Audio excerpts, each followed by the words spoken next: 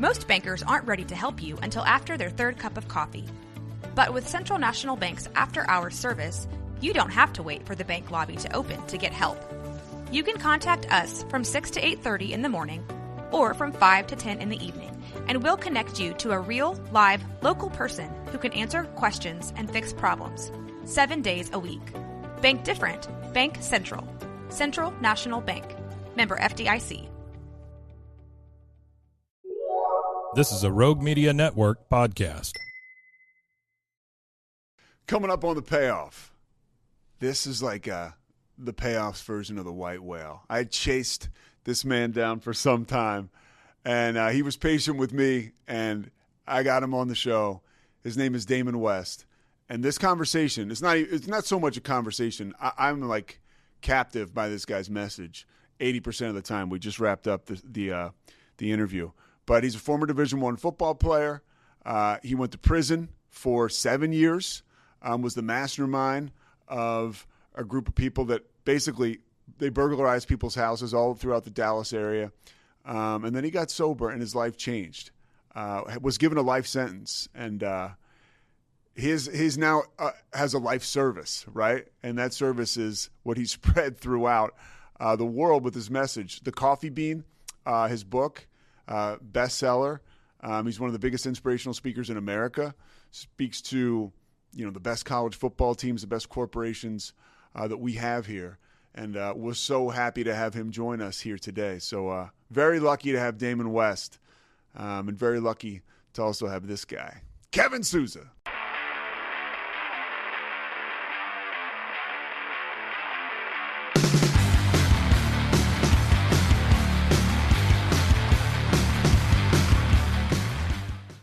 How? By the way, between me and you, how old are you? What are you? 48. Okay, I'm 47. Yeah, there you go. Oh, okay. Born about the same time. Where were you born? 77. I was class of 77, and then born 77. I graduated high school in 95. I went to the University of Richmond to play football. Okay. Yeah, and I had a scholarship. I had a bad heart. They found out when I was going into school. They kept me on scholarship, and I just worked with the team and partied all 4 years. It was. We'll get into that. We'll get into that, right? Okay, definitely. All right, I want to start off with you, and we're going to do this again, but because I got to read the quote, I want to make sure we get it. This is L.D. McLean, your teammate at North Texas, and I asked him, because he and I have worked some ESPN games together, I said, give me a scouting report on your man Damon West. He said he was fearless, tough as nails, smartest quarterback I've ever been around. He was the gunslinger, not a gunslinger. He was the gunslinger. Brother, that is so cool. I mean, as a quarterback, that's what you want to hear, right? Not just that you were the gunslinger, because I had a cannon, but that you had it between the ears too. It's such a cerebral position to play quarterback. But man, look, I feel the same about LaDarren. LaDarren was an incredible talent from Louisville, Texas, and he was like a little brother to me. And in fact, little brother, I brought him through my fraternity, the Lambda Chi Alpha fraternity in North Texas. LaDarren McLean was the first black man ever inducted into that fraternity. He made history, and he was the right guy at the right time. And look, it wasn't the easiest push to get him through for some of those people in the fraternity that had fixed mindsets that were stuck in a different era, a different time. But LaDarren McLean was such a special guy and a special person. And he was the guy that made everybody see past the color of his skin. They saw the content of his character, to quote Martin Luther King. So he's a very special guy, a person near and dear to my heart. Yeah, he spoke very highly of you, obviously, on and off the field. And I want to start your journey there as we take you through a little bit of your story. I can relate a lot to your upbringing. It seems like you grew up in a nice area, two-parent home. Yeah, I always say, and this is me, I'm not speaking for you, but born on third base, thought I hit a triple. Yeah. And the reason I can relate to you is because athleticism, and you more so than me, really took over for you, I would imagine, early in your life. Walk me through a little bit the start of Damon West, the football player, and the young man. Yeah, a good place to start this is kind of like in the middle of this story, this journey. Whenever I was in prison, and we're going to get to that in a little while, me going to prison. I got sentenced to life in prison for engaging in organized crime. And it was a RICO case. And I was the head of the organized crime ring. I'm up for parole in 2015. And the lady from parole that interviews me, she's got my criminal file in front of her. It's about an inch thick. It's your jacket. They call it your jacket. And in this jacket is everything about you, your entire life story, everything. She's flipping through the page of this thing for about 20 seconds, Pete. And she slams the file shut and she pushes it away. And she's telling me, she said, Mr. West, I came here today to ask you one question for your parole hearing. She said, this is going to be a one-question test, but the answer to my question is not in the file about the guy that I'm reading about who committed all those crimes in Dallas, Texas, all those years ago. She said, we don't see a lot of Damon West come through the criminal justice system because you had it all. You had every advantage, every privilege, and every opportunity in life. She said, you are the definition of a privileged person in this country. And she was right, man. Pete, I came from a great two-parent home. I grew up in a little town called Port Arthur. Port Arthur is down where Louisiana and Texas touch on the Gulf Coast. Little blue-collar town, little refinery town. My mom was a school teacher and a nurse. My dad was a sports writer. In fact, my dad, we talk about my dad makes history in Southeast Texas. In 1971, he becomes the first sports writer to put black athletes on the front page of sports pages. No kidding. 71. Yeah, first time it ever happened. It was a running back from Port Arthur Lincoln High School named Joe Washington Jr. Now, Joe Washington Jr. would go on to become Little Joe Washington. Little Joe from Oklahoma, right? Went to Oklahoma. Yeah, Oklahoma. Went on to play for the Redskins, the Colts. I mean, a dynamic football player. But when my dad puts Joe Washington Jr. on the front page of sports page in 71, people lose their minds over that. They break his windows. They slit his tires. They send a bunch of hate mail to him. But my dad, he saved all the hate mail. And he one day in the 80s when I'm growing up as a kid, he brings all the hate mail down from the attic and he makes me read every letter of hate mail, every nasty negative word that people say about my father and my mother, because my dad puts a black guy on the cover of sports page. But my dad told me this. He said, Damon, I want you to see what it looks like to take a stand and do the right thing. Because he said, sometimes, Damon, in life, taking a stand and doing the right thing, it means you're going to stand alone. But he said it's always okay to stand alone as long as you're standing on the right side of history. Tremendous influence from my father, y'all. I mean, 25 years later when I go to prison, this is the principle I'm going to rebuild my entire life on.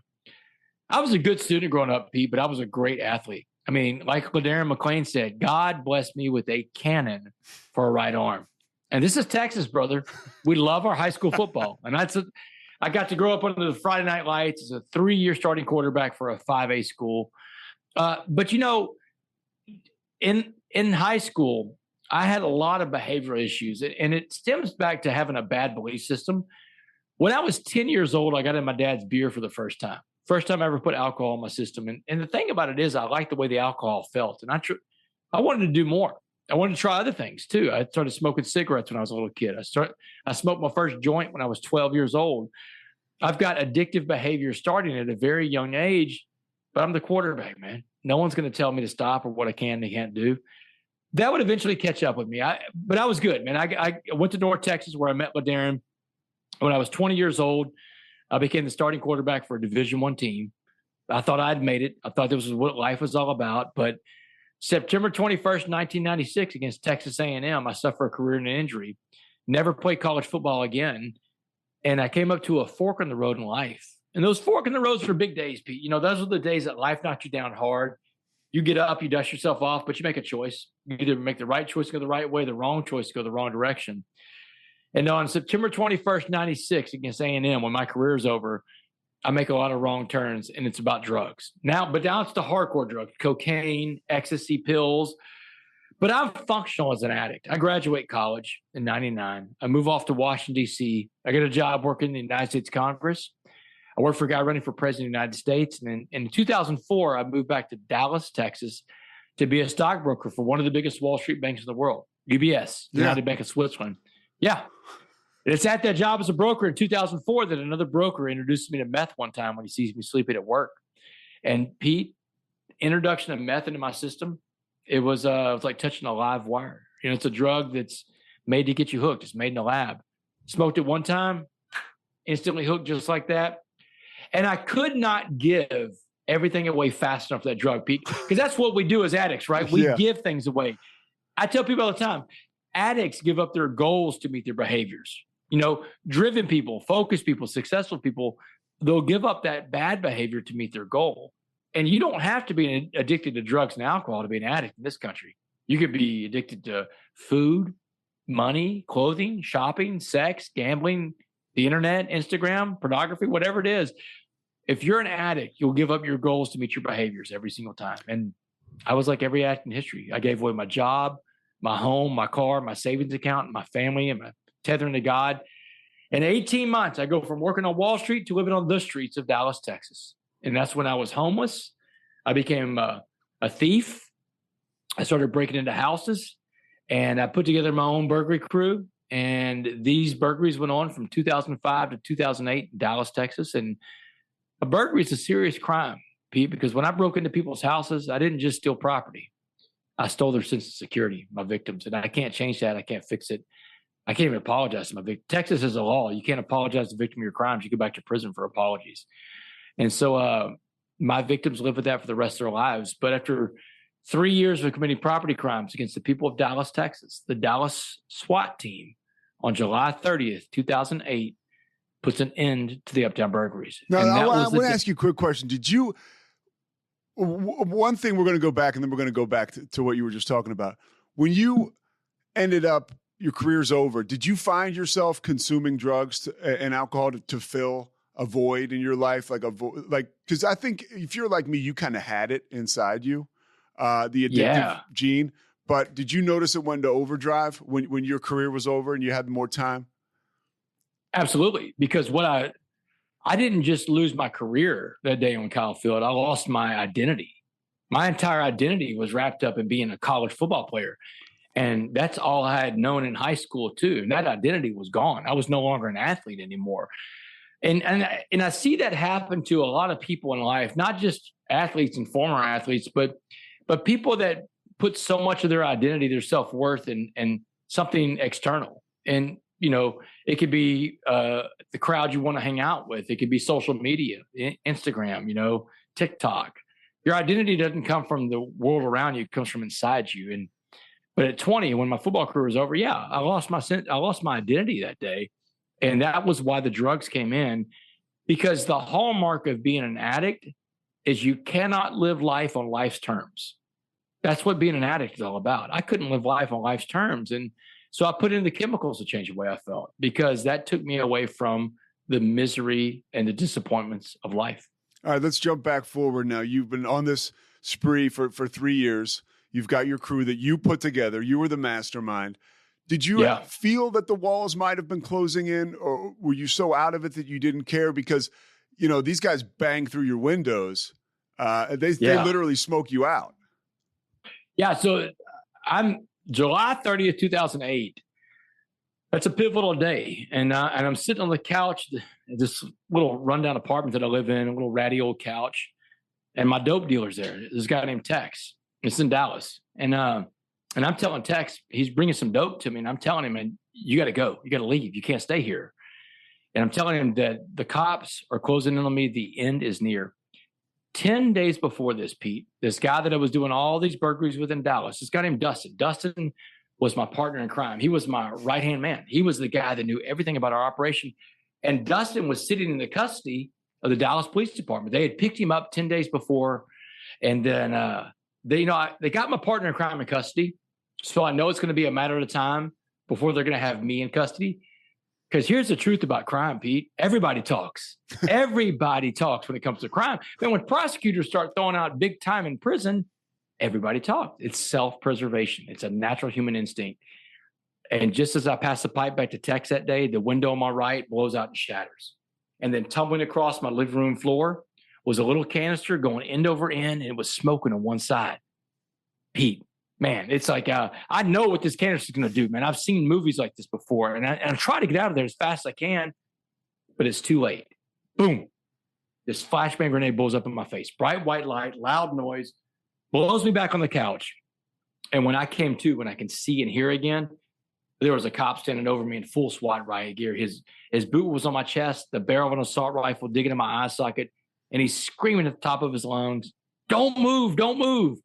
And I look up at this barrel of this gun, and I'm like, man, don't worry, right? And one of the SWAT officers comes in and he screams that out loud. We got him. We got the Uptown Burglar. That was the name they had for me, Pete, the Uptown Burglar. Before they ever met me, they called me the Uptown Burglar. Well, and you had some serious mystique going. Just learning about this, you broke into a post office. You had a mailman's outfit you would wear. You would sort of make it so you could walk among people and, they wouldn't even notice you, which is another like alcoholic thing, right? Like we're so brilliant when, anything to get the money to get the drugs, right? This was all for money to buy drugs. This whole ring, because you were surrounded by other addicts. That's how we do.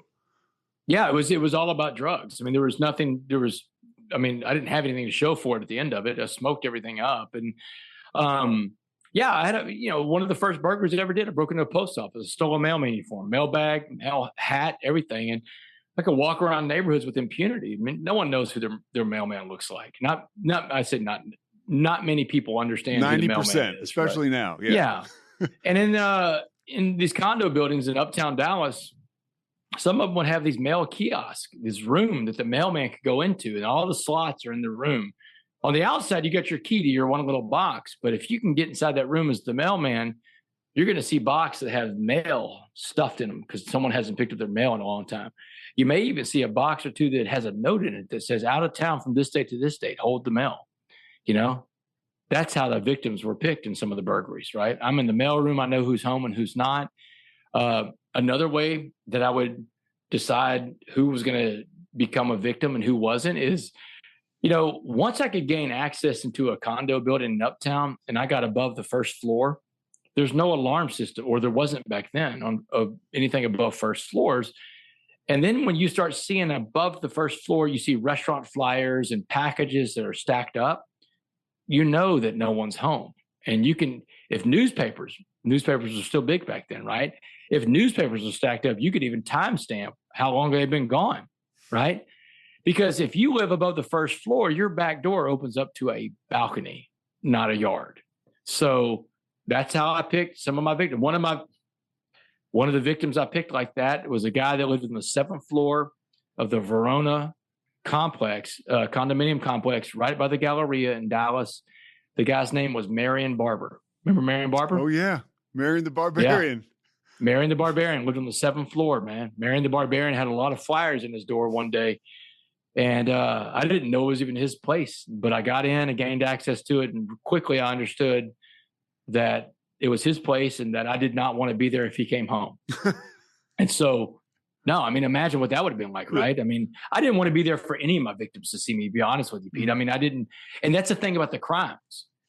None of my victims ever saw me. I was a ghost. They never saw me. I never saw them. No one was physically hurt. No weapons were used. I'm an addict, man. I'm breaking into people's houses. I don't want to hurt anybody, but I want to get high.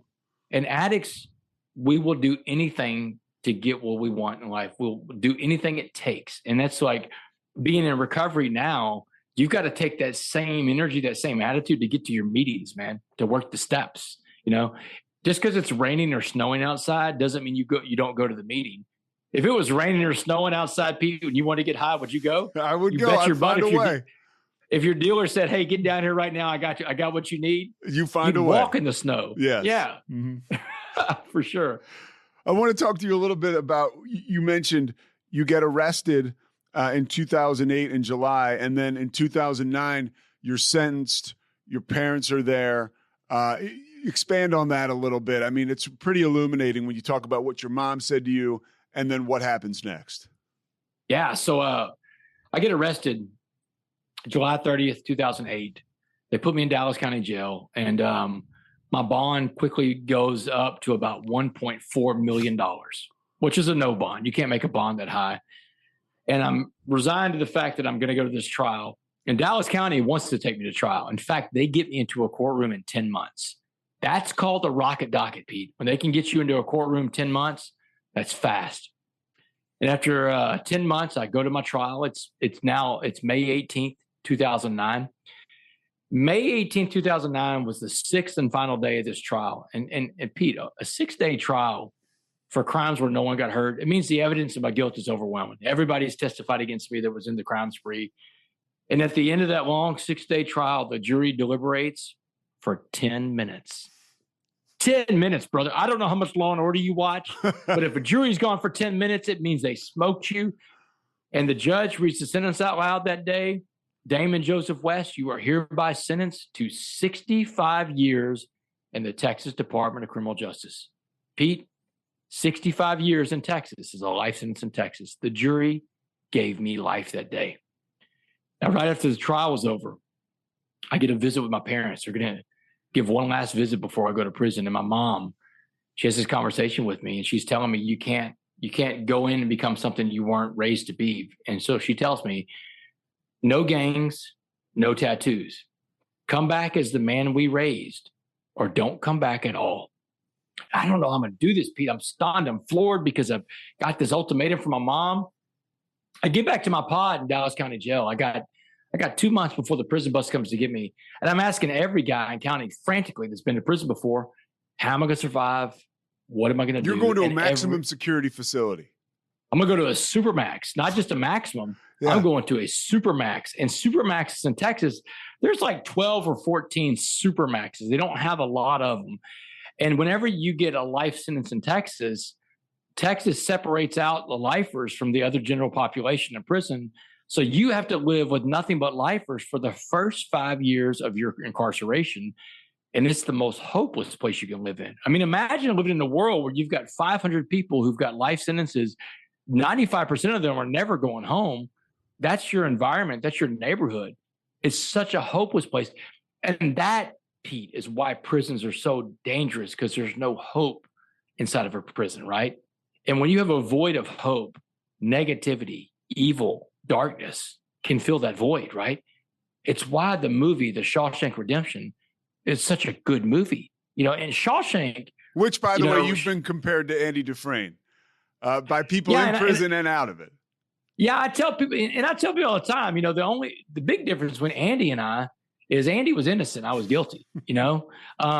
But yes, the comparison to Andy Dufresne is because of this. The movie, the title, Shawshank Redemption, the redemption part of that movie wasn't about Andy Dufresne. The movie's not even about Andy. The redemption is for Red, Morgan Freeman's character. Tell you why it's Red's movie, not Andy's movie, because Red, Morgan Freeman's character, the narrator, when you meet him, Red is a dead man. Red has no hope. All those men in Shawshank Pete were dead because they all had no hope. Remember Brooks? Brooks made it out, man. He made parole after 50 years. Brooks lasted about 2 weeks out there, and he kills himself. But he writes a letter back to the boys in Shawshank, told him what he did and why he did it. And as Andy was reading that letter out to the boys in Shawshank prison, every man in prison understood why Brooks did what he did, because every man there had no hope. They all share the same hopeless mindset. Red, our narrator, explains it for us when he says, I wouldn't make it out there either, Andy. I'm an institutional man now. Red even says the words out loud for us to fully understand. He said hope is a dangerous thing.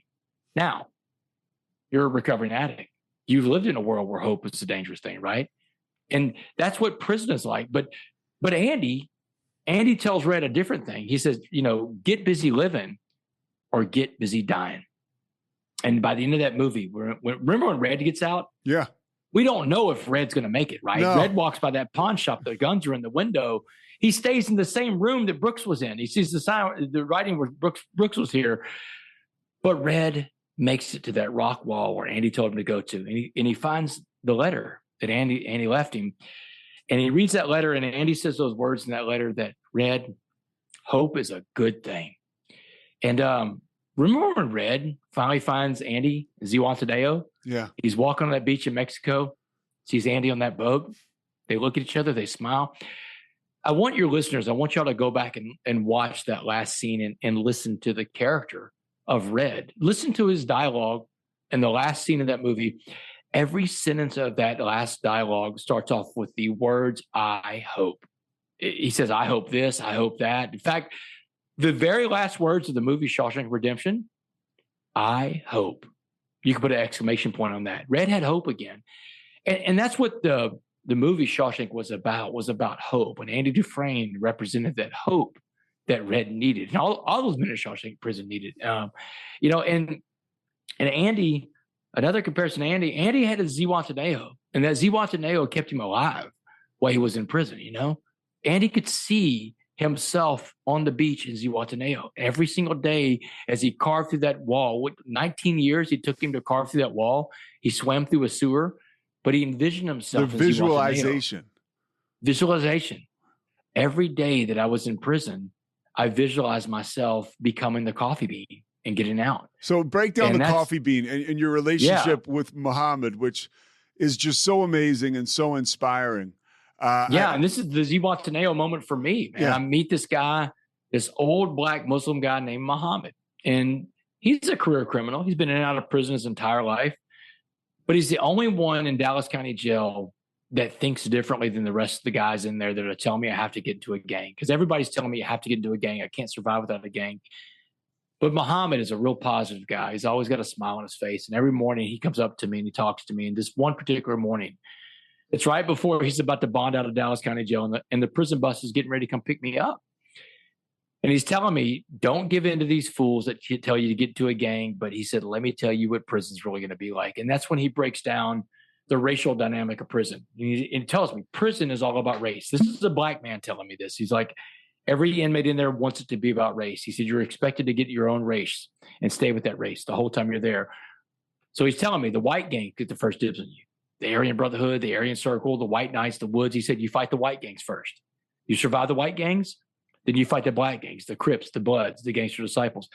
And the white gangs will send the black gangs after you. Your own people are going to send the black gangs after you because everybody wants you to get where you're supposed to be. He said, but if you survive all that, and you can survive all that, you'll earn the right to walk alone. And he told me, the strongest man in prison always walks alone. He told me the truth about fighting. He said, you don't have to win all your fights, but you do have to fight all your fights. You know, he's like, some days you win, some days you lose. He said, it's okay to lose. Just get back up. That's what he's telling me. Just get back up. Then he shares with me this story. He says, I want you to imagine prison as a pot of boiling water. And he said, anything we put in this pot of boiling water will be changed by the heat and the pressure inside this pot. He said, I'm going to put 3 things in this pot of boiling water and watch how they change. A carrot, an egg, and a coffee bean. So here's where I first heard the story of the coffee bean. The summer of 2009 in a jail cell in Dallas County, exactly 10 years before John Gordon and I would write that best-selling book in 2019 of the same name, The Coffee Bean. So he walked me through it. He said, if I put a carrot in that pot of boiling water, the carrot goes in hard but becomes soft quickly. The carrot got beat, he got robbed, he may have gotten killed. You don't want to be the carrot. The egg in the same pot of boiling water goes in with a hard outer shell that protects from the outside. But inside that shell, that soft liquid core, the yolk, the heart, becomes hardened. And he says, if your heart becomes hardened, you're incapable of giving or receiving love. And he said, if you're incapable of giving or receiving love, you don't come back as some of your parents recognize. But he told me the coffee bean, the smallest of the 3 things, had the power to change the water into coffee. Because the coffee bean has the power inside of it to change the world around it. He said the coffee bean is the change agent. It changes the water to coffee. He said, if you want to come back as some of your parents recognize, you got to be like that coffee bean. In fact, the last words he ever says to me, Pete, as he's bonding out of Dallas County Jail, the prison bus is getting ready to come get me. He has 4 words for me on the way out the door. He said, hey, West, be a coffee bean. Oh.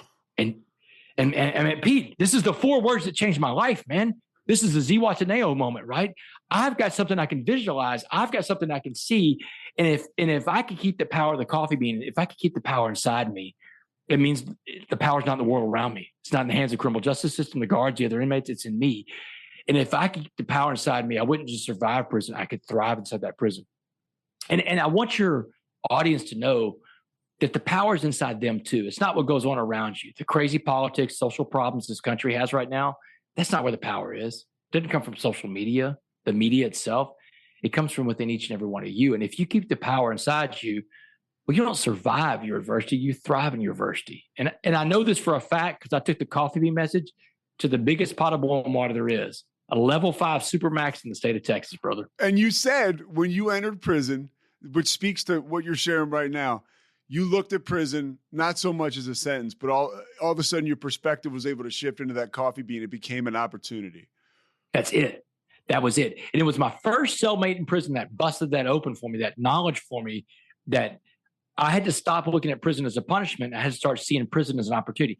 This first cellmate, this little bank robber from San Antonio named Armando, I call him Carlos in my book, The Change Agent. So, but he shares with me, I'm struggling at first when I get to prison. I had to fight. For the first 2 months I fought everybody, man. And I'm struggling. And I'm like, I can't figure out how to be a coffee bean. And he told me it's because of the way you think. Your problem is you think prison's a punishment when you have to train your brain to see prison as an opportunity to work on yourself 24 hours a day, 7 days a week. You get to become the best version of yourself possible while you're here. And it was that shift of thinking, because your thinking is everything, that helped change it for me.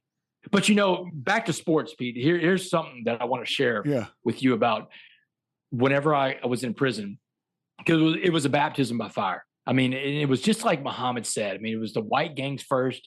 The minute I walk in, within 20 minutes of walking into that Supermax, I was in a fight with the guy for the Aryan Brotherhood. This guy beats me from one side of the day room to the other. And for the next 2 months, I probably get in 36 fights and I lose 75% of those fights. But I win every one of those fights because I showed up to the fight. Because Muhammad told me, you don't have to win those fights. You got to fight those fights. 2 weeks it took me to get through the white gangs. After that, it was the black gangs, just like Muhammad said it would be. 6 weeks in, man, it's a Monday morning. I wake up, still fighting the black gangs at this point. The only thing I haven't used to earn my respect inside this prison is my athletic ability. Now, remember, like LaDarren said, like I told you, man, God blessed me to be a tremendous athlete, Division I college quarterback with a cannon for an arm, right? I'm a great athlete, but the rec yard where you play sports, it's the most intimidating place I've ever seen, because it was the most segregated place I've ever seen. Every sport on that life sentence rec yard was segregated by the color of your skin. It was like going back in time. Let me walk your listeners through the rec yard, right? You go out there, they got a sand volleyball court. The sand volleyball is for the whites and Hispanics only. The handball walls, those big walls you see in prison rec yards, those are handball walls. All the races can play handball, but if you wanted to play handball with a partner and double up, your doubles partner has to be the same skin color as you. You can't mix the races out there. The weight stack, man, just like you see in prison movies, man, everybody wants to push that iron. And all the races get to lift weights in prison, right? But if you want someone to spot you, someone to work out with you, your partner, your spotter has to be the same skin color as you. You can't mix the races. Pete, you couldn't even sit down and eat a meal at a table at the chow hall with people from a different race. Race was everything. So that Monday morning, 6 weeks in, my back is against the wall. I don't know how much more violence I can take. And I face my fears. I go out to their rec yard. I pass up all of the other sports I just told you about, and I headed straight for the basketball court. Now, who do you think runs the basketball court, Pete? The Blacks. The Blacks, yeah. The brothers, man. They run it, man. And no white boys that look like me are allowed in that basketball court. But, man, I grew up in Port Arthur, Texas, Pete. I've been the only white boy in the basketball court. My dad broke the color barrier in sports pages in Southeast Texas, man. I go out to the basketball court that day because I know this. I know that in America, sports is the great uniter. Sports is the one thing in this country that brings people together like nothing else can. I mean, think about it for a second, Pete. Before there was Martin Luther King Jr., there was Jackie Robinson. Before you integrated lunch counters in the South, you integrated locker rooms in the South. Yes. I knew sports would make me whole. And I go out there that Monday morning, I bet on myself. I get myself in a game of basketball, and I got in way over my head, Pete. They let me play some basketball, but it wasn't 5-on-5, brother. It was 9-on-1. My own teammates don't want me out there. But I keep showing up every day, man. They can't get rid of me. And I learned two things about adversity that week, Pete. Two things I'll never forget. Adversity is never as bad as you think it's going to be, and you're always capable of way more than you think you are, because it's back to your thinking. And sometimes when we see adversity in life, we allow overthinking to get in the way of overcoming.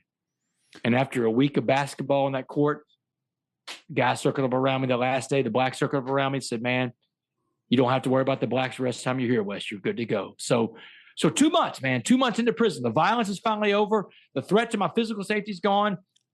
And I've got to get to work. I've got to become that coffee bean. And it's hard, right? I mean, because I miscalculated. Prison was way hotter of a pot of boiling water than I thought it would be. Muhammad, one of the last conversations I had with him in Dallas County Jail, I asked him, I said, what do you think I'll find more of when I get to prison? And man, his answer was profound. He was such an intelligent guy. This is what his answer was, Pete. He said, you're going to find more eggs, West. And here's why you're going to find more eggs. The egg is the natural evolution of any human being in any difficult situation. He said, people have a tendency to become an egg before they become anything else. He said, you're about to walk in one of the most difficult situations there is on earth. He said, the truth is, West, you'll probably become the egg too. And man, 2 months in, this dude was right. He was right about everything he said, but it was that conversation with Carlos, this little bank robber from San Antonio that really shifted my mindset. And it's this lesson that goes with this too, right, Pete? That in life, the messengers can come from anywhere. Yeah. They won't look like you all the time. They don't come from the same background as you. They got other experiences than you. Some of your messengers are coming to come from a place that, man, you may think, how could this person teach me something? One of mine is a black Muslim man in county jail. Another one, this little Hispanic bank robber serving life in my cell. There have been guys, Damon, that have shared stuff in meetings that I've been in that I know for a fact what they shared has been profound and changed me and changed my life. And they'll go back out and they die. Like, yeah. And what a God thing that is, right? Just kind of God working through people. This happens for you. And now your life of service in prison really starts. And it catapults you to life on the outside. But if you don't mind walking me through a little bit of that experience when you start to get into action, and you mentioned it, momentum. We talked about it offline before. You're speaking everywhere. You're in so much demand. That tailwind starts to kick in, and it's like it feels good, and then you can't stop it. Yeah, it's incredible. And I'll tell you where it all started for me and where it still is for me, and what has busted this open for me is that when I got into a 12-step program recovery inside that prison, everything shifted for me. Now, I didn't just start getting the answers as to why I was, my addiction was the way it was. I got the rules for living a good life, right? I got in and started working the 12 steps in this program recovery. And now I'm going through all my fears and all my resentments. I'm cleaning the baggage up. Now I'm cleaning up my side of the street for the first time. My side of the street's never been clean, Pete. And now I'm in prison. I've got a good side of the street, and I found out you can't clean someone else's side of the street. That's their side of the street to clean. Started working on my side of the street, started working those steps, became a better person. I learned about a life of service. I learned the secret to life is servant leadership. Servant leadership was helping other people reach their goals in life, helping to raise others up. And in prison, the way that the servant leadership thing looked is, I didn't have the ability to go to college classes in prison because I had a bachelor's degree already from North Texas. But I could teach other men how to read, how to write, use the skills that I had. That's the thing about a community, Pete. When we all decide we're going to be a part of a community, we chip in what our special skill is to that community. And that's one of the things I started doing inside that prison. When the lady from parole was talking about changing the prison around me, is that I got everybody to buy into this idea that we're a community, and everybody's special skill was thrown out into the middle of the day room, and we could all work with each other and become the best version of ourselves possible. Change the way people think by seeing the world around them in a different place. Everybody started picking up, one of the examples I had in prison that I would pick up trash if I saw it. And at first people made fun of me, man. Why are you picking up that trash? That's not yours. Yes, it is. I live here. I want the home that I live in, the neighborhood I live in to be clean. And you should too. You should want that for yourself. Well, now guys started taking better care of themselves, to have more respect. They're working out. It was that being that example of service to other people that sometimes we have to see that, because that's really one of the things people say. Why don't you think, Damon, why don't you think more people live a life of service? And I think one of the reasons is they don't see an example of it. You got so many people that are so into themselves that they can't serve other people. You can't be into self and be selfless, In the program recovery, the big book of AA, I learned about these 4 spiritual principles: unselfish, honest, pure, and loving. Unselfish, honest, pure, and loving. What these 4 spiritual principles became for me is my matrix to plug all of my decisions into, my thinking, right? Now, if something I want to do is not unselfish, honest, pure, and loving, it's on the other side of the spectrum over there. Things like being selfish, self-seeking, self-want, self-desires, self-delusions. When you live in all of those self-words, you're useless. But when you're living in the 4 spiritual principles, you're useful. That was my word for the lady from parole. When the lady from parole is telling me, you got, and that's when she comes up to the parole interview, back to where we kind of start this thing, right? She's like, hey, 2015, I come up for parole, Pete. And look, I got no expectation to make parole, not at 7 years on the life sentence. But I come up for parole. I'm eligible because my crimes were not aggravated. I didn't hurt anybody. I don't have a violent criminal past.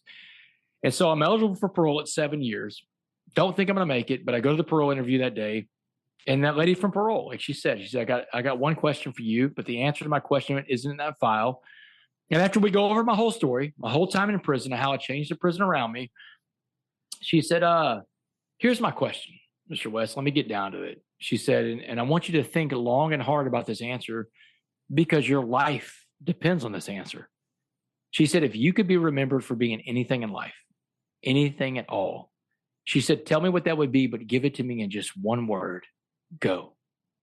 Pete, I knew the answer to that question. I've been living a life in recovery since 2011 inside that prison. I've been working my steps. I've been becoming that coffee bean, my Zihuatanejo. I could see it. I could touch it. I could feel it. And I gave her answer immediately without hesitation. And I said, useful. I just want to be useful. Because, Pete, I think at the core of being human, everybody wants to be useful, right? We want two things out of life. We want to belong and we want to be loved. And if those two things can be met, if we can find a way to do those things, everybody feels like they're part of something bigger than them. We're on the same team now. And that's why being useful, I think, is so huge in recovery, right? Because it feels good to be useful.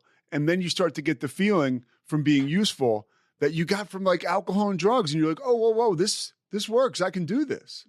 Yeah. It's like, and that's the thing, man. We know what it's like to be useless, right? So many people, you go to these meetings and you hear from people, like you said, people that lived under a bridge, people that, have been in bad situations. I mean, and we also learned that what you've done's been done before. Yeah. One of the things that keeps people in their addiction so much is they think they have such a low value of themselves. They can't forgive themselves for the things they've done. But if you would just go to meetings and throw $1 in the basket, have a cup of coffee and hang out for an hour, you'd hear stories from people that you realize, man, my story's bad, but not that you lose bad. the shame. You lose the shame. You lose the shame. There's a guy in a meeting one time I sat in there, he killed his own brother. He was blacked out drunk and choked his brother to death. He killed his brother, man. Wow. I thought I was a bad guy. That's horrible, man. Imagine. And I'm not saying he's bad, but I'm saying that you understand that what you've done has been done before. And when we're writing down our resentments and we're trying to figure out how to get through this and we got to make our apologies to people, the biggest resentment I had to get rid of on my list, on my 4-step, was me. I had to forgive me, because I was the one that imploded an entire life. And, there's no one else to blame. The stuff I did to my family, if anybody would have put my family, what I put my family through, I'd kill them, right? But I'm not going to kill myself. But instead, I just loathed myself and hated myself. And that's one of the things about working the program recovery. But the program recovery, Pete, I think is so great. It gives us tools, right? November 16, 2015, I make parole that day. I walk out of a Texas prison, 7 years, 3 months, and 18 days later.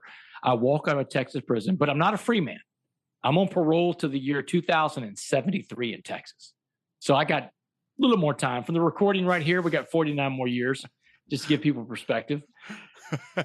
But I'm not worried about being on parole. I'm a coffee bean, and I work a program recovery. My program recovery is the most important thing in my life. I learned this in recovery, Pete. Anything I put in front of my program, I will lose. I've done it before. Yeah. I've burned my entire life to the ground. My sponsor, the day I get out of prison, the first thing I do is I go find a meeting, find a home group, right? It's the most important thing to me. I've got to find this home group, and I got to get a sponsor because I don't want to go back, Pete. But I know that if I don't have a program recovery that I'm actively working, I'll go back to prison. So I get my sponsor that first night. We'll call him Ray. We'll protect his anonymity for this podcast. So Ray says, I'll be your sponsor as long as you're willing to do a couple of things. One is that you'll go to any length I tell you to stay sober. And if you ever have a thought of drinking or doing drugs, call me first. So the first thing happened about a month out of prison. We're having a sponsor-sponsee meeting. I'm miserable, man. And he can see it in me. He walks into the meeting that day he and I are having. He said, Damon, I'm worried about you. He said, I think you're about to go back to prison. And I'm like, man, my eyes got big. I'm like, I just got out of prison. What are you talking about going back? He said, well, you're stuck inside yourself. no one that's stuck inside their self is working a program recovery, because remember, we have to be selfless. We have to get outside of self.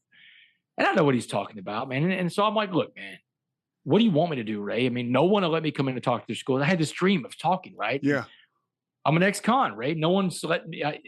This whole dream is gone. I don't know what to do with myself. He said, man, you're really in trouble now. He said, now you got self-pity. When self-pity comes in, now you're going to go back out there and use again. He said, what you need to be doing is you need to be out serving people. And I'm like, but Ray, where am I going to go serve? I'm an ex-con. He said, there's a lot of places, man. He said, you just got to get out of your mindset that it's going to be this one thing. He said, you know what? Go to a senior citizen center. Go to the front desk. Do it this weekend. He said, go to this weekend to a senior citizen center. Go to the front desk. Ask them for a list of people who never get visitors. He said, they're going to give you a list a mile long. He said, I want you to spend Saturday and Sunday this weekend visiting people that don't get visitors anymore in that senior citizen center. Come back on Monday. Let's talk again. Pete, I went to that senior citizen center and I got the list. They just gave me a list of some of these people that I'm hanging out with hadn't had a visitor in 10 years. 10 years, man. Imagine, I mean, I can do it because I've been in prison, but in people that are in prison because of their addiction, they know this, man. Imagine going all that time with no one to sit there and listen to you. No one just to sit there and have a conversation with, you know. I went out there that weekend and I came back on that Monday a changed person because I learned how to serve other people. And before I started doing this speaking stuff, that was my service work. You know, now my service work is going out and sharing my story, my experience, strength, and hope. That was my service work. So at the very beginning. Two more things, all right, because I know you're a busy man. You got to get out of here. I want to hear how you fell in love. You have a wonderful relationship with your wife. That's difficult for guys in recovery sometimes. And then I want to hear about how you ended up becoming you finally had the ability and the opportunity to convey the magic that you're conveying to us right now. But it happened through a situation at the College Football Awards. So I want to hear about your wife and your relationship, and I want to hear about how you got that opportunity. So we'll start with my wife and my family. So I'm married to a woman named Kendall Romero. She got a daughter, my little stepdaughter that's 12. Her name is Clara. And I met Kendall. Kendall was a nurse practitioner when I met her. And literally, I was living in my parents' spare bedroom, making just above minimum wage. I'm on parole the rest of my life. Just got out of prison. I'm 40 years old. She meets that guy. and I mean, and she falls in love with that guy. I mean, imagine what a Tinder profile like that would look like, right? I wasn't on dating apps. I wasn't brave enough to be on a dating app. But I mean, I didn't have any expectation to meet the love of my life in that situation. But she fell in love with that guy, man. And we started dating. And eventually we got married. I'll tell you, really interesting date. We got married on May 18th, 2019. Now, May 18th, 2009, a different big event happened. That was the day a jury sentenced me to life in prison. 10 years to the day I get married for the first time in my life. I become a husband and a stepfather. Or as my wife says, you went from one life sentence to another. So it's really funny. But no, it's great. I've got this incredible life. And honestly, I didn't think that was possible. Like when I'm laying in my bunk in prison, that is impossible to me. Like, how am I going to find someone to love me again? All the mistakes that I've made in life, the stuff I've done, who wants to love that guy? And if I find someone that will love me, what is their family going to think, right? There's going to be a problem there. Man plans and God laughs, brother.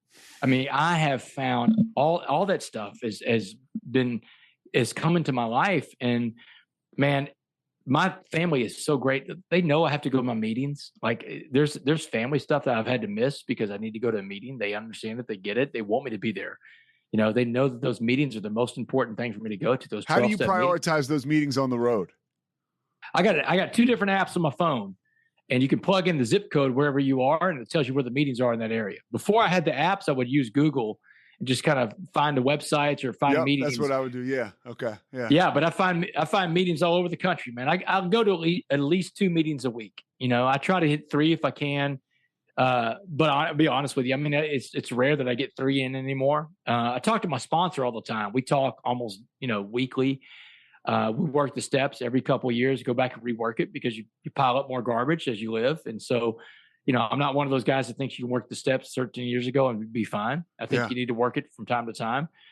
But, as I was plowing through life, And working and becoming a speaker, you know, in those first couple of years, there weren't a lot of places for me to speak, Pete. I mean, like, honestly, you can't go knock on the door of a high school and say, I just got out of prison, I want to talk to your kids.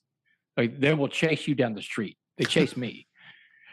So I knew I had to get in my reps. And, you know, playing sports, you played sports, anything you want to be good at, you're in sales, whatever it is you do in life, you got to get in your reps. You got to practice, right?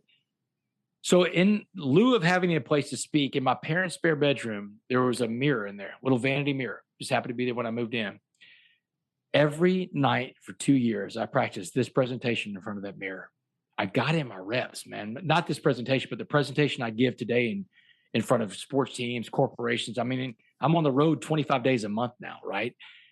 But that presentation was built in my parents' spare bedroom in front of a mirror because I didn't have reps to get in front of other people. And I was waiting for that right opportunity, that right moment. And I really thought it would come through the world of college football because I played college football. Problem is, it's been 20 years since I took a snap. These college football coaches don't know me. I don't know them. But a buddy of mine in 2017 that works for KHOU, a guy named Mike Orda, he was a photog there at KHOU. He calls me up. He says, hey, Damon, tonight in Houston is the Bear Bryant Coach of the Year. They're going to name the best college football coach in America. The 8 best coaches are going to be here tonight. I've got an extra press pass. I'll sneak you in. Get to Toyota Center right now. So Toyota Center from where I live in Beaumont, where I'm working in Beaumont, is 90 miles, man. I drive that 90 miles. He sneaks me in the back door, hands me a press pass. There I am, Pete. I'm on, and everybody's there. USC, Wisconsin, Penn State, PJ Fleck, they're all there. And I'm running up to these coaches with all the best energy in the world. I'm shaking their hands. I'm giving my pitch. Why do you should bring me in to talk to your team? And every coach I met that night slammed a door in my face. They all told me no. One way or another, they told me no. In 1 hour, I got 7 no's from the 8 coaches in the room. That's a no every 8 minutes, man. I'm in the corner of the Toyota Center. I'm licking my wounds. I'm feeling sorry for myself. And the voice in my head is screaming at me, go home. Get out of here, Damon. What are you even doing here? The voice in my head called me an imposter. But do you know what I quit doing a long time ago, Pete? Listening to myself. And you shouldn't listen to yourself either, because the voice in your head could be fear talking to you. And you don't want to listen to fear. Fear's a liar.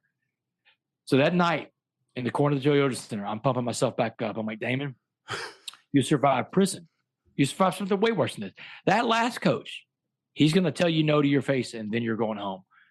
So, Pete, I stalked Dabo Swinney around that room. And I looked like a crazy person, man. I mean, I'm hiding behind fake plants, trying to ambush Dabo. Trying to find the right time to just kind of poke in and introduce yourself. I'm weaving in and out of people, man. I'm trying to get to the front of the line. Dabo sees me. Security, they see me too. They're going to throw me out of Toyota Center. But I finally get in front of Dabo, man. I give my best stuff for about 60 seconds. I come up for air. And Dabo's like, man, you got a card on you?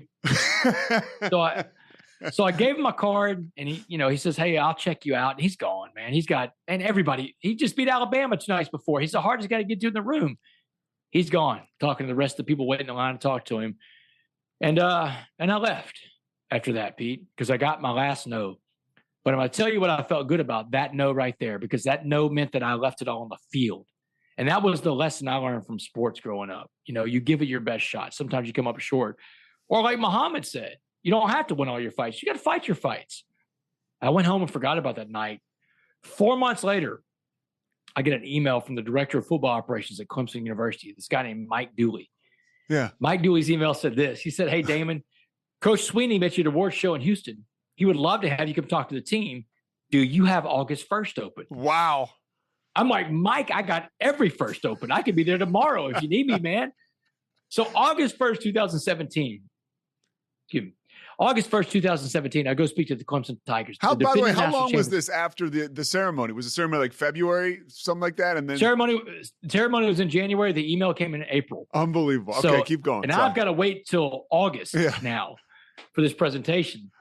And incidentally, so I got to wait until August for that presentation. So August 1st, 2017, I go speak to the Clemson Tigers, defending national champions of college football.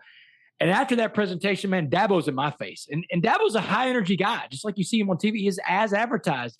He's like, oh, my God. He said, man, I've never heard a story like that. I've never seen my players respond like that to a speaker. He said, have you been to Alabama yet? You talked to their football team? And I'm like, no, Dabo, I've been to Clemson. I hadn't been anywhere, man. So He said, well, I just text Nick Saban from the back of the room. We'll see what happens with that. When I land in Houston the next day for my trip to Clemson, I turned my phone on.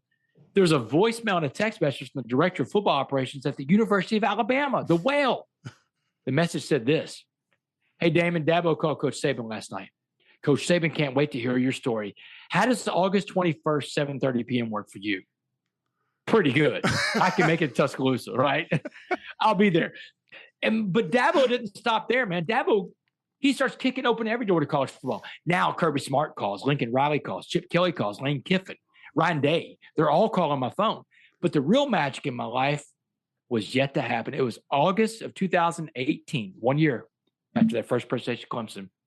I was working at this law firm in Beaumont, and my cell phone rings. And on the other end of my cell phone is a guy named John Gordon. Now, John Gordon is one of the biggest motivational speakers and authors in America. This is the energy bus guy. This is the guy that I follow every day. Yeah, I follow John for my inspiration at this point, man. And so I'm like, John, I know who you are. How do you know who I am? He said, Dabo Swinney. He said, I was just speaking to Clemson's football team this morning, Damon. Dabo brings me in the office for 30 minutes to tell me your entire story. And John said this. He said, Damon, the world needs a coffee bean message, Damon. Let's deliver this message to the world. He said, will you write a book with me? We'll call it The Coffee Bean. And in the summer of 2019, exactly 10 years after I first heard the story of the coffee bean from Muhammad in a jail cell in Dallas County, the book, The Coffee Bean, comes out, took the world by storm. When I say the world, it was a bestseller here in America for like 6 weeks. Gets a global publishing deal attached to it. It starts getting reprinted in every language in the world: Chinese, Spanish, Arabic, French, Italian, German. And then in 2020, a global pandemic hits. The entire world becomes a pot of boiling water. And the entire world is looking for the right message to get through this pot of boiling water. And so many people came to the coffee bean. Pete, my life took off like this. And I'm showing vertical for the people listening. Yeah. It just shot straight up into the atmosphere. I can't even tell you. I mean, it was hard to even be prepared for a life changing that fast. And overnight, I've become one of the biggest motivational speakers and authors in America, because it all comes back to that message of the coffee bean. But it really goes back to that night in Houston, Texas, January 12th, 2017, when I got 7 no's and I'm in the corner that night. And the voice in my head told me to leave. And I'm Pete. I was this close, and I'm holding my fingers up an inch apart. I was this close to walking out the door that night. If I walk out the door that night after those 7 no's and I don't stick around and talk to Dabo Swinney, we're not having this conversation today. The world doesn't have the coffee bean message. So my message is this. You don't quit. You don't give up. You don't throw it in. Wayne Gretzky may have said it best, right? You miss 100% of the shots you do not take. You got to take your shots in this life, Pete. Amazing, Dave. I want to just add one thing, because this is for people listening that I, the recovery and the 12 steps and like the energy, because you already are an energy guy, right? Authentically, I would imagine the way that you were put on this earth by your parents. But that energy that you get from recovery, I mean, like you connect with people in the rooms, and then you have the confidence to hang around for that last no, to fight your way to it. And you strike what I'm saying is like, there's something different about somebody who's got your personality and that's working a program.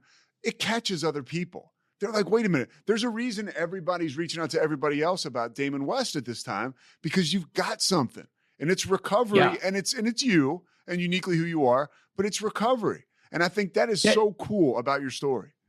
That's the glow, man. That's the glow within me now, is that program recovery.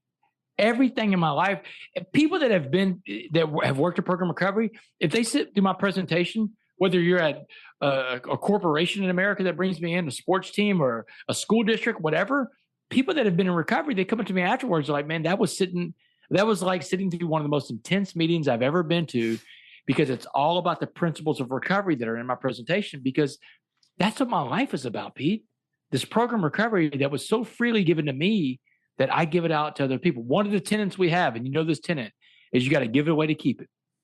That's your energy. That's how you show up for everything. Nick Saban told me, man, how you do anything is how you do everything. So I show up with that same energy and intensity no matter where I am.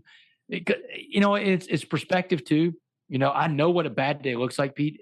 Every day that I wake up and my feet don't hit the cold concrete floor of that prison cell, I'm going to have a good day. I'm going to win. And I'm going to get guided with this prayer that I start off with. And people that are in recovery, I want you to listen to this prayer. I started praying this prayer when I was in prison. I started working that program recovery in 2011. I say it every single morning. And whatever faith you are, whatever religion you are, faith, whatever you want to call it, your higher power, you can have this prayer because it belongs to everybody out there. I get up in the morning and say, hey, God, put in front of me what you need me to do today for you. And let me recognize that when I see it, because I don't want to miss whatever that thing is. Amen. Now I'm out looking for ways to serve the world. And that is how I stay sober, Pete. You're the best, Damon. I appreciate your time so much, man. Yeah, no, I appreciate your time too, man. Thanks for your patience in getting this done. I'm so glad we finally got to meet and do this, and let's stay in touch, brother. Oh, for sure. And do you have LD's contact? I'm going to share it with you just so you have it. Yeah, share it with me, please. Yeah. And if anybody wants to get in touch with me, this the best way to find me for speaking or whatever it is damonwest.org, DAMONWST.org. Social media. We'll put that in the show notes too. Yeah, at Damon West 7, all this stuff on social media. So, all right, thanks, Dame. I appreciate it so much, man. Thanks, Pete. Appreciate you, brother. Thanks. You got it. All right, bye. Thanks so much for listening to The Payoff with Pete. Once again, I'm Pete Souza. And of course, we are part of the Rogue Media Network. All kinds of good podcasts you can find at roguemedianetwork.com. And of course, you can find this podcast and all those other ones wherever you get your podcasts, iTunes, Spotify, other spots like that.